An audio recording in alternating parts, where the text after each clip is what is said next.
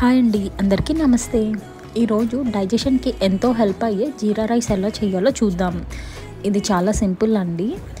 మీరు ఒకవేళ lunch boxes పెట్టేటట్టయితే ఇది మీరు ఈజీగా చేసి పెట్టేయచ్చు. ఆర్ఎల్స్ ఆఫీస్కి వెళ్ళేటప్పుడు బిజీ లైఫ్లో మీరు ఇలాంటివి ఈజీగా చేసుకోవచ్చు. సో లేట్ చేయకుండా ఎలా చేయాలో చూద్దాం. ముందుగా ఒక బాండీ పెట్టుకుని దాంట్లో ఒక 1 or 2 స్పూన్స్ నెయ్యి వేసుకోండి. ఆయిల్ అయినా వేసుకోవచ్చు, నెయ్యి అయితే టేస్ట్ చాలా బాగుంటుంది. అందులో కొంచెం శనగపప్పు, ఆవాలు, 2 స్పూన్స్ జీలకర్ర వేసి వేయించేసుకోండి. తర్వాత 3 నుంచి 4 పచ్చిమిర్చి వేసి వేయించేసుకోండి. తర్వాత కొంచెం కరివేపాకు వేయండి. అండ్ మనం ఆల్రెడీ కుక్ చేసుకున్న రైస్ ఇందులో వేసేసి ఒకసారి కలిపేసుకోండి.